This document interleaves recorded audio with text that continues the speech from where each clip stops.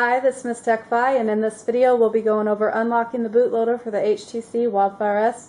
In unlocking the bootloader, you're able to make changes to your phone except for the changes to the radio and the kernel, and to do that you'll need to do an SA. In rooting your device after this, it'll depend on if your phone is GSM or CDMA. After this process of unlocking in the HBoot, you'll see that it says unlocked, but it will still be an S on. So it's kind of like a partial. So with the GSM, you'll need to use HTC Super Tools version 3, and I'll leave a link below the video.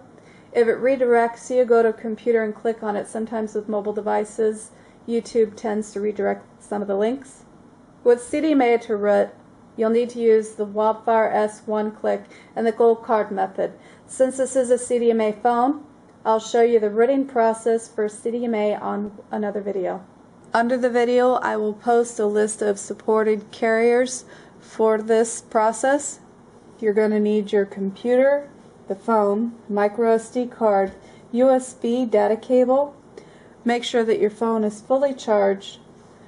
You will also need to register an account. You don't have to give your name, but you do have to use a valid email account because it has to verify. And in typing your information in the registration, you need to hand type it, no copy and pasting, because that's going to give an invalid error. You're also going to need to make sure that you have no other apps going. Make sure that the computer's not going into hibernation or sleep mode. Also shut off your screensaver, so just right click on your desktop, personalize. This is Windows 7, or you could choose properties if you're XP. And I'm going to open up the screensaver and I'm going to say put it on none. I'm going to go into my power settings and I'm going to make sure that it's on never. So once you're logged in, go ahead and select your device in the scroll down, drop down menu, begin unlock. And it's going to come up with this. It's going to remind you that this is going to void your warranty, and that unlocking the bootloader, it will delete all personal data. So you're going to make sure that you back everything up, and that includes everything off of the micro SD card. Do you wish to continue? You will, yes. Go through the legal terms. You have to acknowledge this stuff, read it over. So in the bootloader instructions, you're going to need to have these files on your computer: the Google Android SDK, the Java Runtime Environment, and the HTC Sync. Now, you're not going to be using the HTC Sync, you just want the USB drivers. So install the Google Android SDK first, and if you need the Java, it's going to let you know, and it's going to put the link up for you to click and go get what it needs. Then go back to the Google Android SDK and install, and everything will be fine. And again, the HTC Sync is for the USB drivers, so when you install it in, you don't actually have to run it. So on the next step, we're going to be doing an RUU, which is a ROM update utility. And so first you're going to have to enable USB debugging. So settings, application, development, and make sure that check mark is on USB debugging. Then you're going to need to get a file down below, so scroll down on the page, find your carrier, and find your download. So I have the Virgin Mobile HTC Wildfire S, so it's actually going to be under Sprint VM and VM for Virgin Mobile. Save your file, plug it in. And we're just going to leave it at charge only. You're going to see down here that it's installing the device driver software. They say this process should take about 25 minutes. And we're going to start the RUU. So again, please save everything off the phone.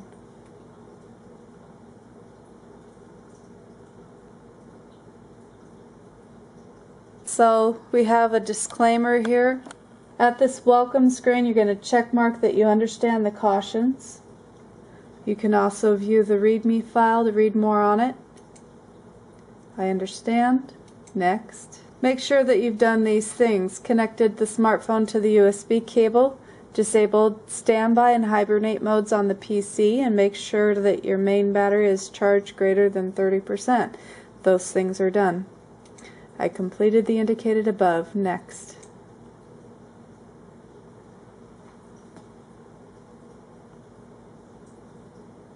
You're going to wait for the verification. Current information about your smartphone. And let's update.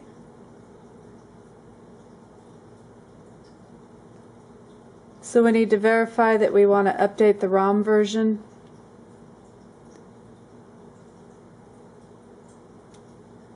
We're now ready to update the ROM image. So we're going to go ahead and click Next.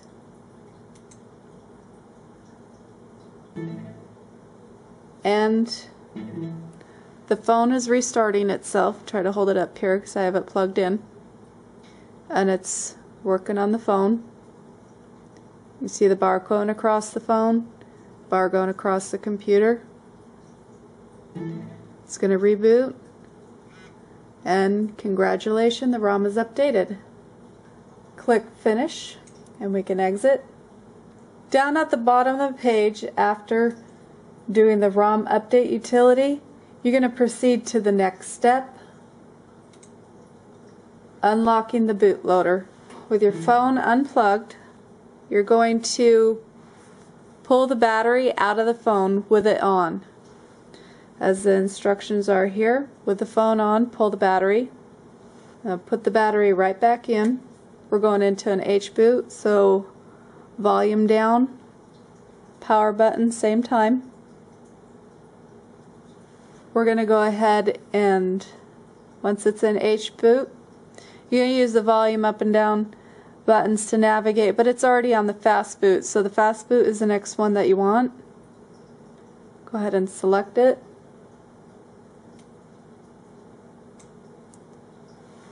We're going to connect the device to the computer via USB cable.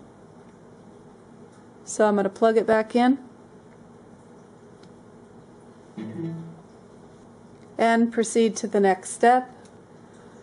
So on step number 5, you're going to create a folder on your desktop and name it Android. And you're going to be going and getting these files. So you have the Android SDK installed.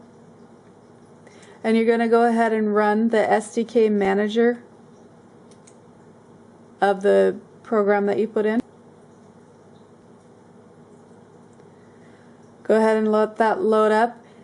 Put a check mark on the Android SDK tools and the Android SDK platform tools and go ahead and install the packages. Once those are installed, you can close this out. And then you're going to go and look for these files here. They're going to be on your computer. I'm going to scroll down. I already did that step. I actually already have it open here. And mine is located on the C Program Files x86 Android SDK. And it's going to be in Platform Tools. I have a 64-bit operating system. If you have a 32-bit, it's just going to be in C Programs, Android SDK Platform Tools. So the files that we're going to need is the ADB exe. And I'm going to select those for copy. So hold the control key down and you can select more than one. I also need the ADB, Win, USB, API, DLL. And I also need the fastboot exe. So I'm going to right click, copy. I'm going to open up that Android file and I'm going to paste them in there. And I've already done that.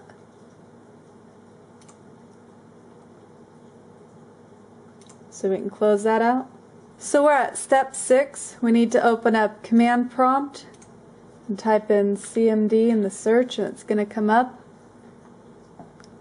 I've had issues before, so just to bypass any problems, I'm going to right click and run as administrator.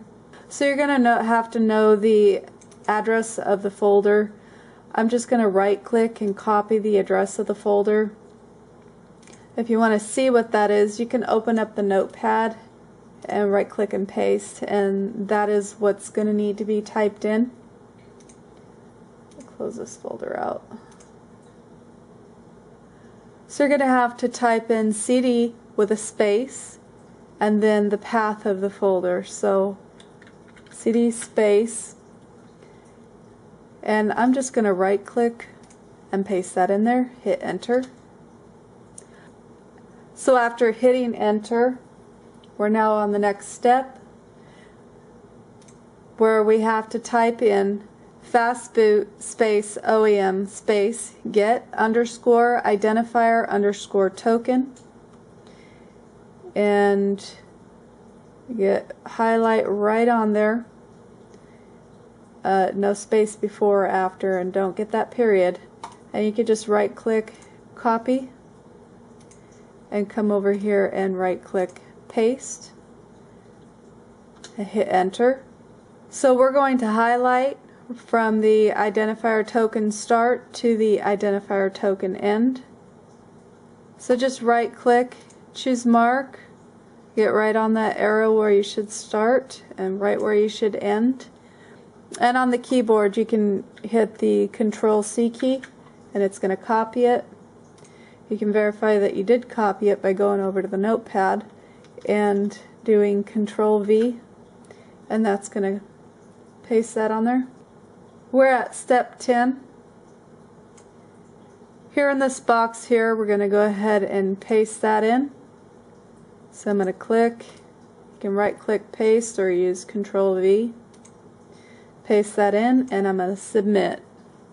Token is submitted. You've been sent an email to unlock your file. So they sent me the email. The bootloader unlock key file can only be applied to the device for which you generated the token. Get the attached file and save it. So I saved it to the Android file, and it says click here to continue the bootloader process, unlocking the bootloader.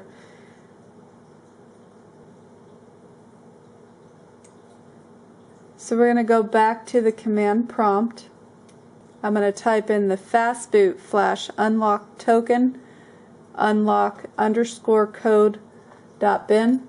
So I'm just going to copy it, make sure there's no space before or the period after. Here in command prompt, I'm just going to right click and paste. And just to let you know ahead of time, the next step, it's going to pop up a disclaimer on the phone. So over here, that is pasted in. The disclaimer popped up on the phone as it said it would. It looks just like it is on the website. You're going to use the volume up and down keys to navigate, and I want to select yes, so I'm going to say yes. I'm going to do the power button to select, and the phone's going to reboot.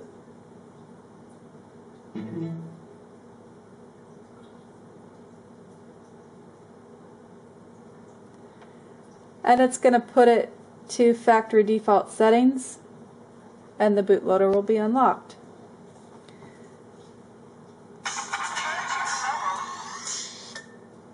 So now that the phone has finished booting, it is like it said it would be. Everything is erased off the phone, and it is as it would be a factory reset.